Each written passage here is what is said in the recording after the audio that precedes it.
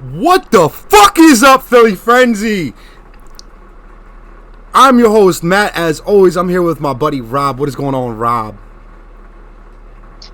You know, enjoying a nice day out here. Getting ready to talk some sports here on the pod. A little NBA action today with the finals being decided finally. Eastern Conference wanted to take their sweet time, but we're here, so I'm ready to get into it. All right. First and foremost, I hope everyone had a good 4th of July. I hope everyone's enjoying their 4th of July weekend, knowing that everyone's probably off today. I'm going to get into, before we get into the NBA Finals, first I want to give a shout out to the UPA for running a successful esports 2K tournament down in Dallas this weekend. $30,000 pot was on the line. Xbox and PlayStation ended up playing in the finals, which was Liquid Pro-Am, which is our buddy Chris, who comes on and speaks analytics with us, and GNA, ran by Rankum. Series went best of 3. Game went to game 3. Liquid ended up taking the championship, walking away with, I believe, $17,500. So congratulations to Liquid and to two of our ENG guys over there in Johnny Red and Dietrich. Hopefully we get a little bit more of these tournaments going on when pre-draft comes around. But let's get into this finals. We get the Phoenix Suns and the Milwaukee Bucks. This is a very... it's an interesting one, man. Very strange. Two smaller market teams. I don't want to, both have plenty of talent. People are going to sit there and try and put an asterisk on it because of injuries and all that. That's a part of the game. So, you can't say that these two teams aren't good and deserving. Phoenix was the best team in the regular season, so it's not like these are scrub teams. I think it's interesting. I love the matchup, honestly. Giannis is finally in the finals. Chris Paul finally in the finals. So, two guys that haven't won yet. I think it's a good matchup. What do you think? Real quick, because you brought up Chris Paul. This is a little off topic. Do you think Chris Paul will retire if he wins a championship? Oh, it's possible. At that point, there's nothing left for him to do. So I could see it. I could also see him coming back and playing again, since he's obviously still playing at a high level. Because I know, he's that guy who's like a gamer type who wants to play this game and loves it. So it really, I think it's, going to depend on factors that we don't have information to, which is more on his personal life side of things, I think. But I could see him going either way. Yes, I could absolutely see him retiring if he wins, because, again, what else does he have left to do? Hitting on these two franchises, this has to be one of the first NBA finals where we only have one championship between two teams, and that championship came in 1971 by Milwaukee. They haven't been to the finals since 74. And then you look at Phoenix, they don't have a championship in their franchise.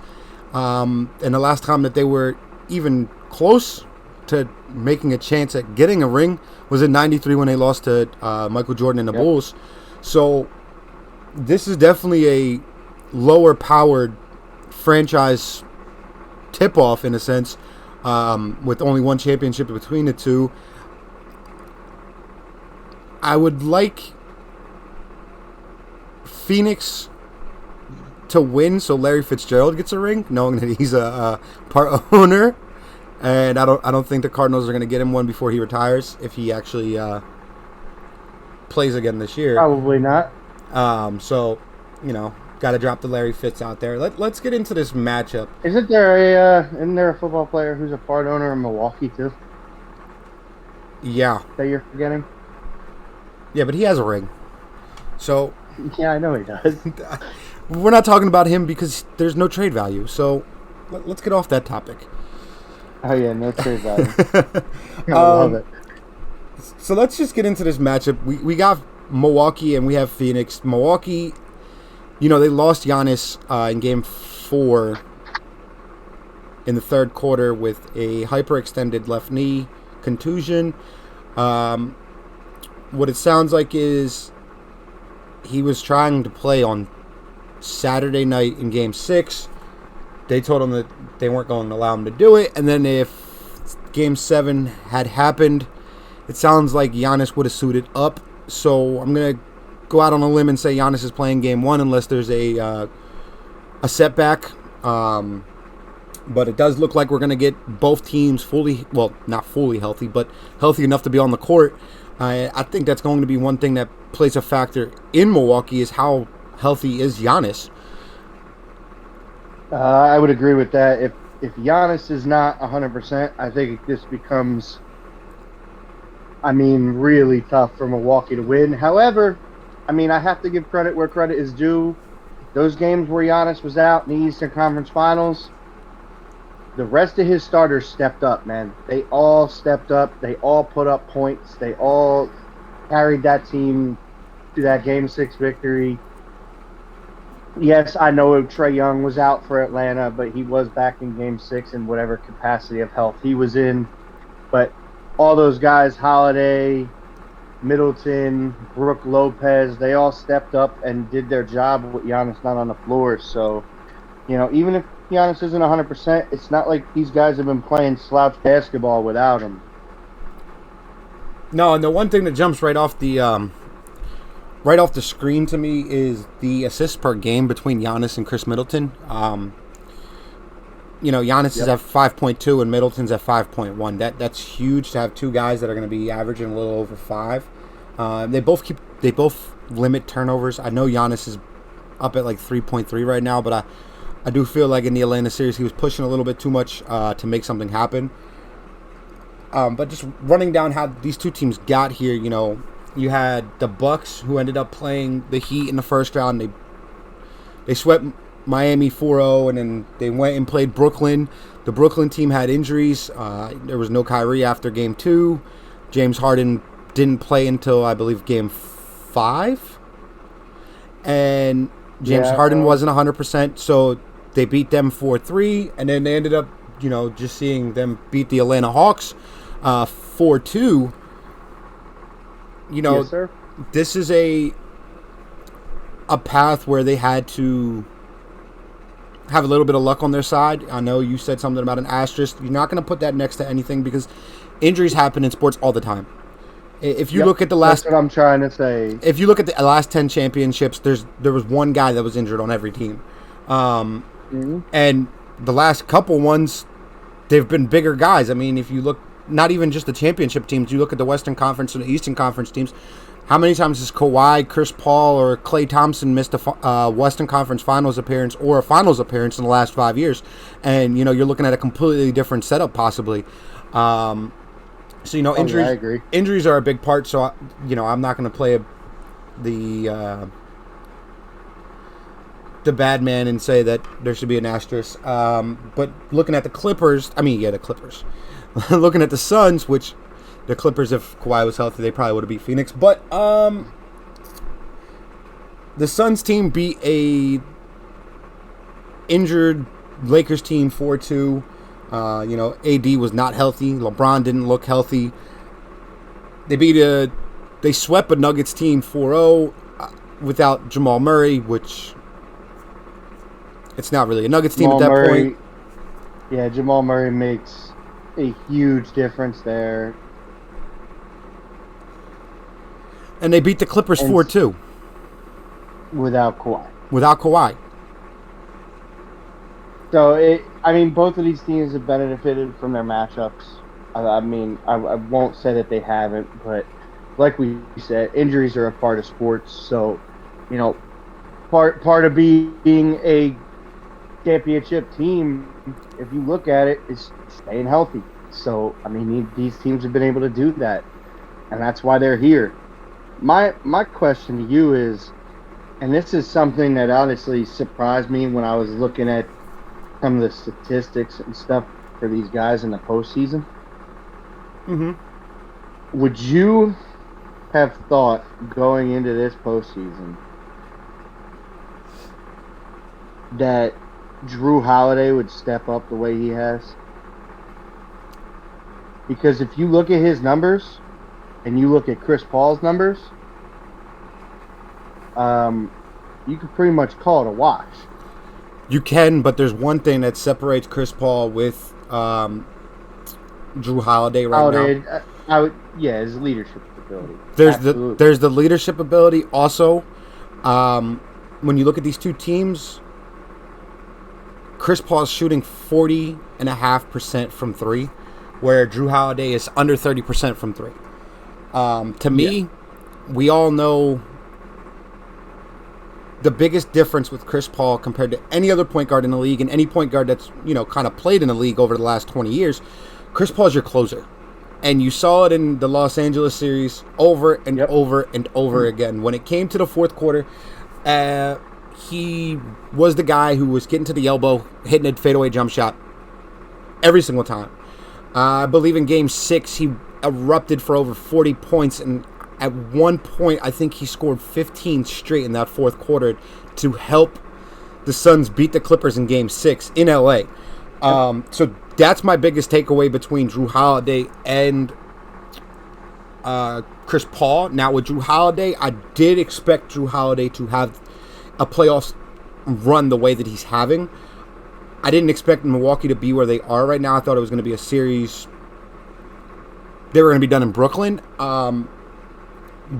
But Drew Holiday, to me, he played in Philadelphia. I watched how he played.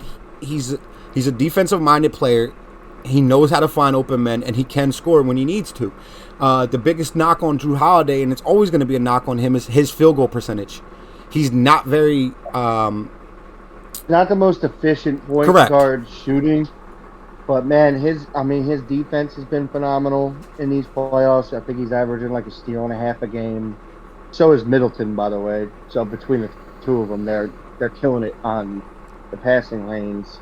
But he's got just shy of 18 points, 5.5 boards, 8.5 assists, and a steal and a half a game. That's a little bit overall, numbers-wise, better than I thought he was going to be able to do. That 18 to 20 points, I could figure him for that. I could figure him for the steal and a half because, like you said, he's a very good defensive-minded point guard. But his assist numbers have been high. The rebounds are higher than I thought they would be for him, especially with, Giannis and Brook Lopez being good rebounding centers. He's been impressive. Like I said, I would still give advantage to Chris Paul at point guard, but I just wanted to spotlight Drew Holiday a little bit. I don't think that dude gets quite enough love from the professional sport basketball analysts. I think he's overlooked a little bit. Yeah, with him, he is a typical Philadelphia guy. He's a blue-collar guy. He works his ass off. So, that's one thing that always made me attracted to Drew Holiday, is how much he works in the offseason and how good he wants to be. And, Milwaukee did the right thing this offseason by going to get him. Showed Giannis that they were, looking forward to making a good playoff push. And I believe that Drew Holiday was one of the pieces that could have helped them until James Harden got traded to Brooklyn. And then I didn't think this Milwaukee team had a shot.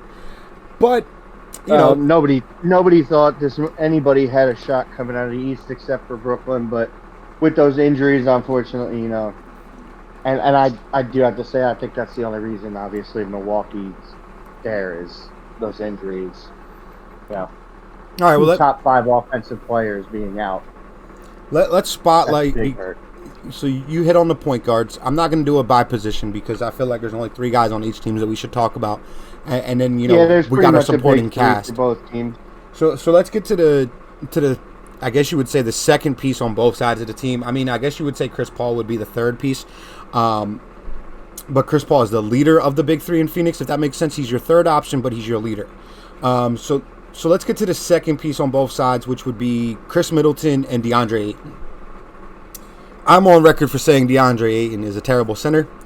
And I'm not going to fully take it back. What I will say is that DeAndre Ayton is playing very well this postseason. You know, I still need to see DeAndre Ayton play against the Rudys, the Joels, the Jokic's, and actually look dominant for me to put him into that conversation. I will say that, you know, my mindset of him has changed. I wouldn't put him towards the lower end and a terrible draft pick, but I still don't have him, you know, ranked real high. I do think that he's having a very good postseason. He's had a few games where he's gone over 20 rebounds, and he's had multiple games where he's gone over 20 points. For this playoff run, he is averaging 16 and 12 with a block a game. And then you look at Chris Middleton. Chris Middleton has erupted multiple times during the Atlanta series, the Brooklyn series, and even the Miami series. You're good for at least one in a series for Middleton to go for 35 plus. So right now there are 3 guys in this finals that are averaging over 20 a game in the playoffs, and Middleton is one of them. Yeah, averaging 23.5 points a game, which actually makes him, like I said, one of those 3 guys. Yes, he's third, obviously, and I don't think I have to really explain who the other 2 guys. It's Giannis and Devin Booker, but you know, Chris Paul is just short of 20 a game. So, being that there's only 3 guys, you know, Milwaukee's been getting good production out of him. On top of the fact, Middleton's also averaging 8 boards a game in the playoffs right now, which is huge. I was not expecting him to be up towards 8 a game. He's had multiple games where he's gone over 10. He's actually their second leading rebounder right now in Milwaukee, only behind Giannis. He's even in front of Brook Lopez. Now, obviously, that's probably because of the minutes difference, but it's still been impressive that Middleton's been able to get in there and get dirty, you know, do that dirty work on the defensive end and get those rebounds. Yeah, and the other thing with Middleton is he's averaging 5 assists a game. So you're talking about taking Milwaukee's big 3. You're getting... They're averaging about 19 assists a game. Yeah. 3 of them together. About 19 a game from them 3. So that's very good. They do keep the turnovers down. Like I said, you know, I believe Giannis is up over 3, but it's Giannis. He has the ball in his hands for 32 minutes a game. You know, if you look at this Middleton, DeAndre Ayton, who's the better 2? Or are they the 2? I would agree Middleton is the 2 for Milwaukee, but I think DeAndre Ayton's the 3rd best player on that Suns team. Well, Chris Paul is the best player on the Suns team, and then you have Devin Booker, and then you have DeAndre Ayton. But I think Devin Booker is better than Ayton. I'm kind of saying Devin Booker's there too. I'm kind of saying like a scoring option. I feel like DeAndre Ayton's more of a scoring option than Chris Paul is. You know, Chris Paul is the closer role, and he's looking to get guys involved.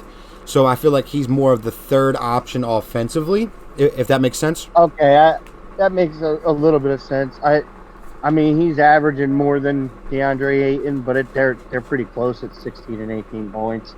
I think DeAndre Ayton is going to get used quite a bit in this series, though. So I would agree with you. The one thing with DeAndre Ayton that surprised me, and, you know, it's not like I watched 80 Phoenix Suns games, but this postseason, his mid-range jump shot. Having that in your arsenal, the way that he shoots at a high clip, he's shooting almost 71%, 72% this postseason, and it's not like he's just underneath the rim. He's shooting. Yeah, he is a very versatile scoring center. I didn't watch a ton of Sun games all year, but I had seen sides of this in the regular season. So that's why when you were on the thought branch of he was terrible, I was defending him that whole time because I saw the talent that this kid could have. and he's showing up and showing out in this postseason, which to me is huge. I mean, it shows a lot if you show up in the postseason, because there's a lot of guys that show up in the regular season, but come to postseason, you don't even hear their name. So this kid looks like he's not that. He's actually got a little bit of a clutch to him. So we'll see what he can do in this series. See who guards him in this series, too. All right, so let's hit on the number one options for both teams. We got Devin Booker and Giannis Antetokounmpo. We both said it. You know, it's up to how healthy Giannis is. If you're getting 90% Giannis, Milwaukee's in good shape. I think if you get anything less than 70% Giannis, I don't think it's going to be enough. I think Giannis needs to be 90% healthy or better for Milwaukee to have a real chance of winning the series. You know, I think if he's 80%, then they'll be competitive a little bit, but probably lose. Anything under 80%, you can almost chalk it up as a guarantee they can't win this series. with Booker, you know, I'm hoping we get game one against Clippers, Devin Booker, all series. Because Devin's not shooting at a very high clip. He's at 44% from the field and then 34% from three. You know, they're not terrible numbers, but for somebody who's taken 21 shots a game, you expect him to be a little bit higher, especially because he's only averaging 27. Yeah. So that's my biggest question mark, is which Devin Booker you're getting. Are you getting as a sports commentator on ESPN would say, are you getting the Kobe Bryant Devin Booker, or are we getting the Devin Booker that we all know? I would never compare him to Kobe. I don't think he's close enough. The big thing that separates the two of them. He does not have the full game that Kobe had. He does not have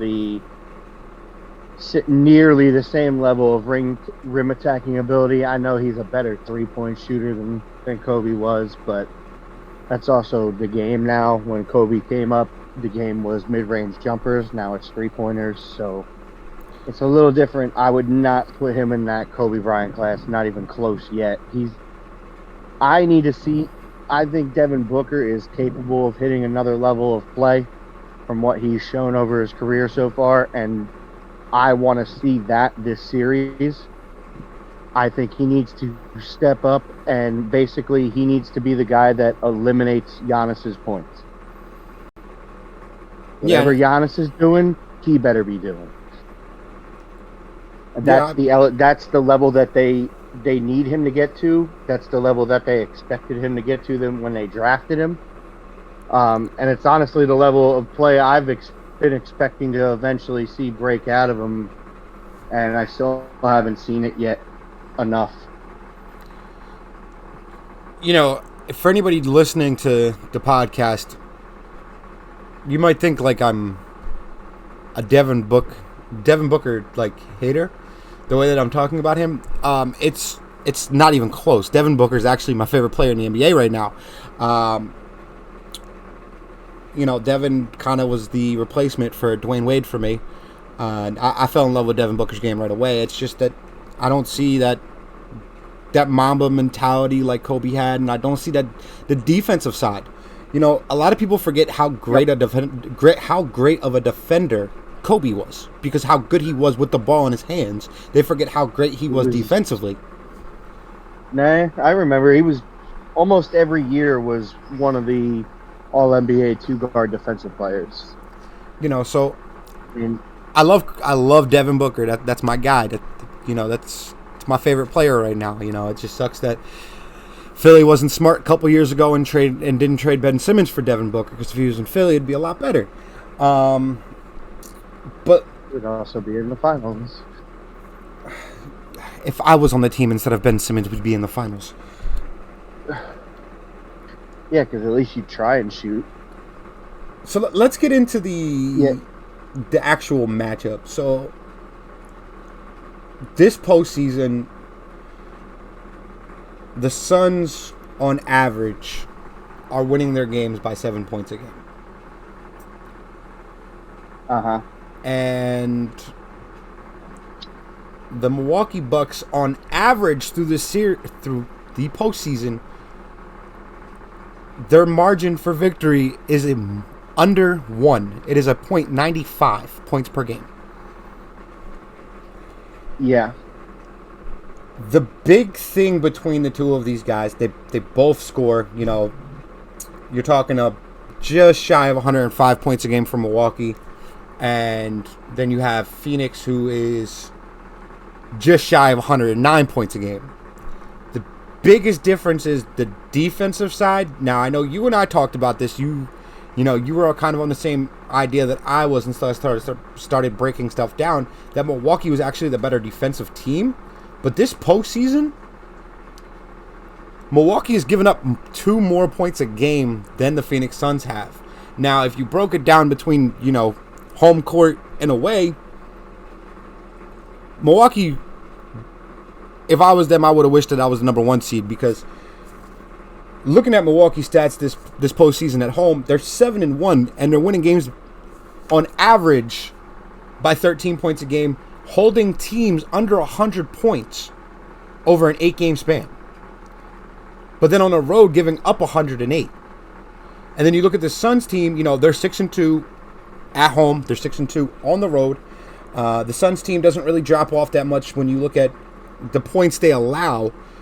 Sitting both home, they're allowing 100.7, and then on the road they're allowing 101.2. So they're very similar, defensively, what they're allowing this postseason. But the biggest drop off for them is you see a 9 or 4 point drop off with the points they score at home compared to away. They're a better scoring team at home than they are on the road.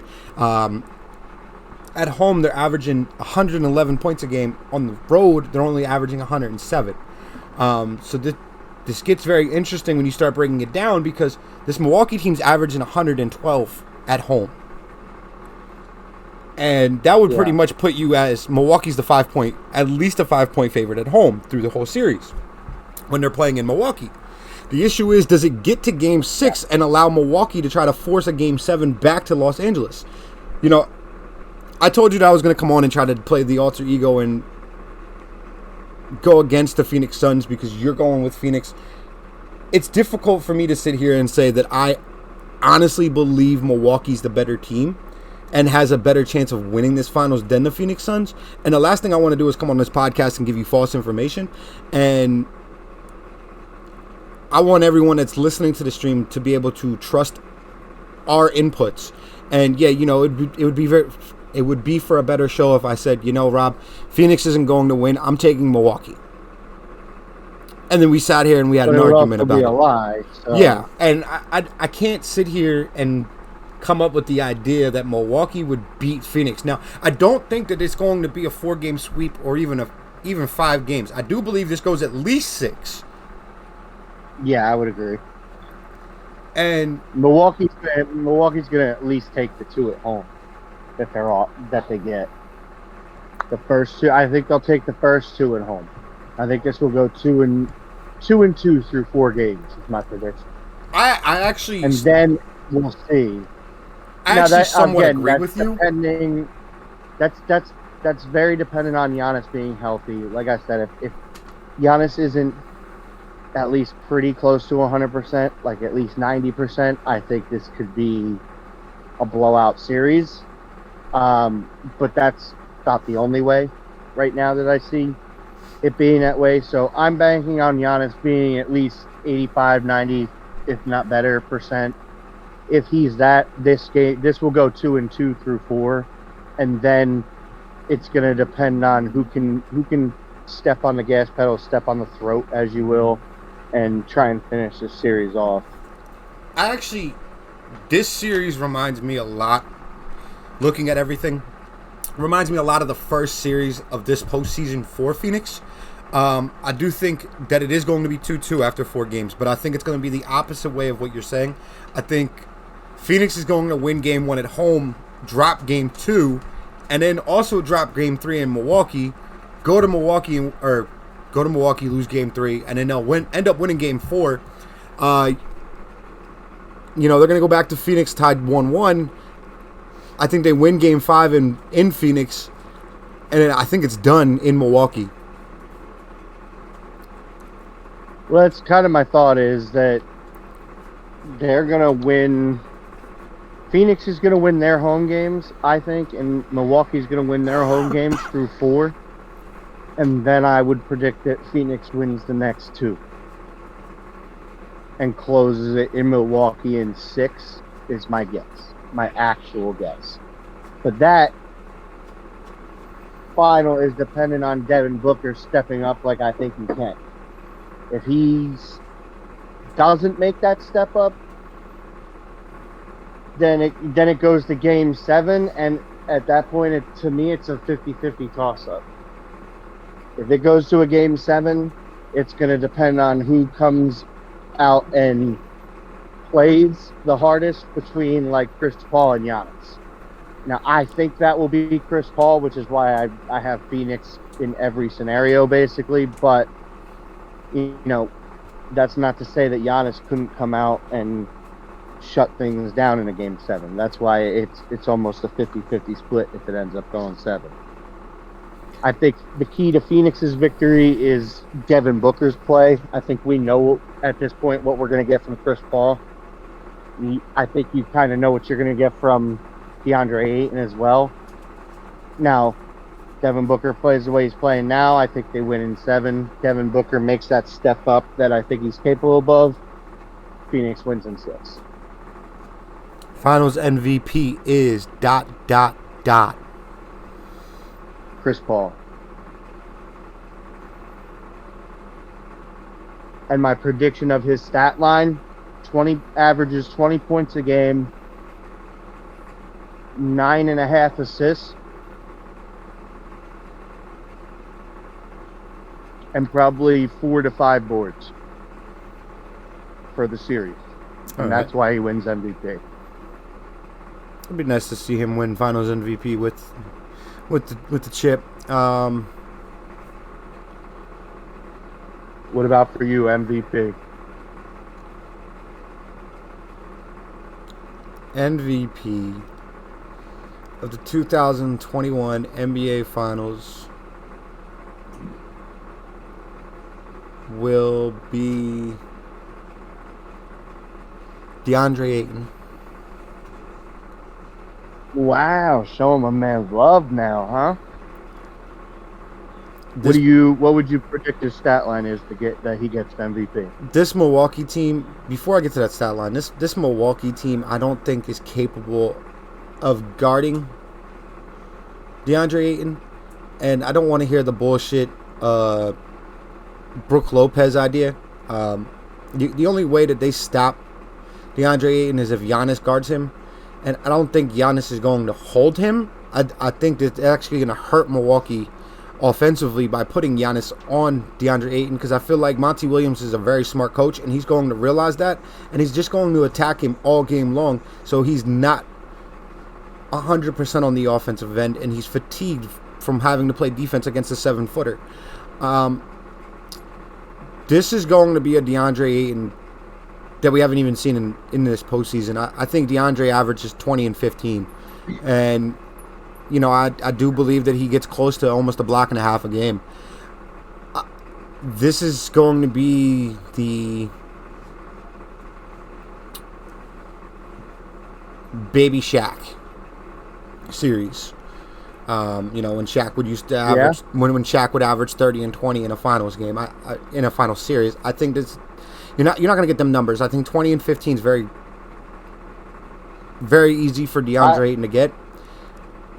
I did not predict him being the Finals MVP, but I could see him getting it and getting the stat line that you're talking about. I think he has the ability to step up in that way. I'm just not sure that he will yet because he is so young.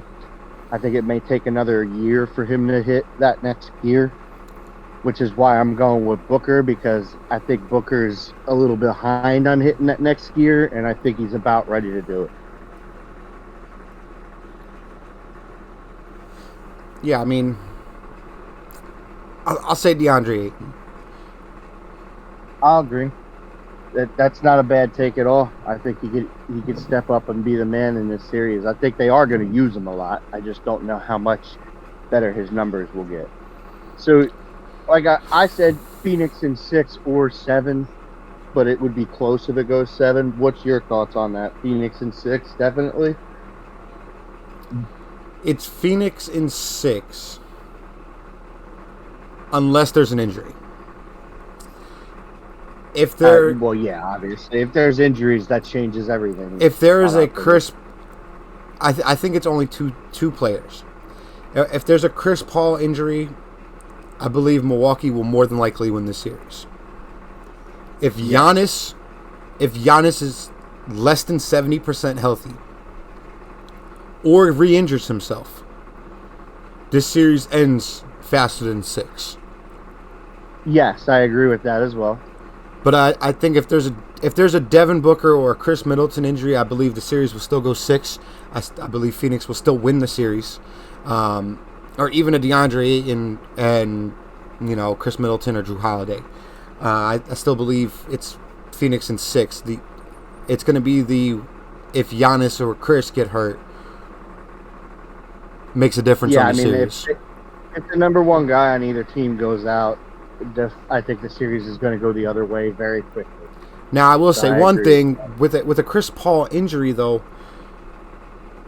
That may be exactly what Devin Booker needs to take that next step. You saw it against the Clippers when Chris Paul was in COVID protocol. Devin Booker had, a 40-point triple-double? Yeah. It's very... And you saw Chris Middleton lead Milwaukee. It could be helpful. The only way I think it could be helpful is maybe if Chris Paul has to sit out game 2 because of a minor injury, and now Giannis is back. I think that might fire up Devin Booker enough to hit that superstar gear that I think he has.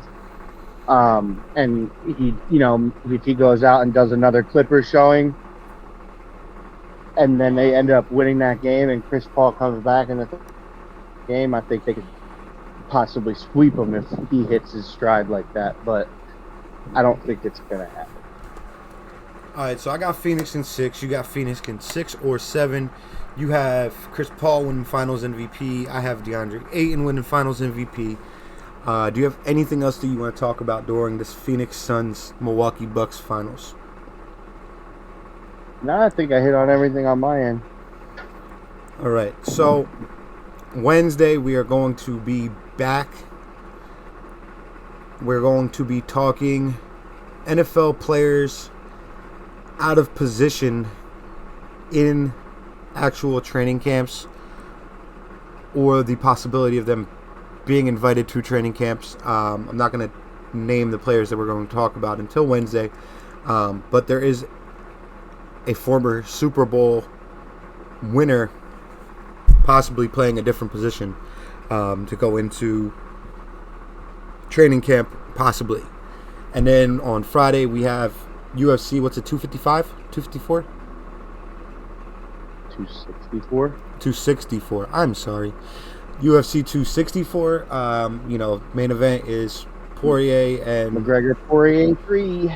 McGregor and Poirier. There's also a Greg Hardy fight on this card and a Sugar Sean O'Malley fight on this card. So we will be hitting on those 3 fights. So we will be covering that fight on Friday, and then next Monday we are going to hit on fantasy football and how it's changed the game, along with our fantasy football league that we're going to be running. And then after that, we'll probably have finals coverage and go from there. We'll probably talk some more MLB. It's all going to depend on how these finals go. If the finals are over quick, we'll be back talking finals. If something amazing happens in the finals, then we'll come back and talk finals, even if it's not on Monday or Wednesday or Friday. But for now, that is our schedule. As always, you can follow us on Twitter. My handle is @mhathaway23. Robbie's handle is Rob Danka. And That is all. Rob, anything else? Excited for the upcoming shows. Excited for the finals to start. Maybe have some impromptu coverage on some big games. But other than that, Philly Frenzy's out.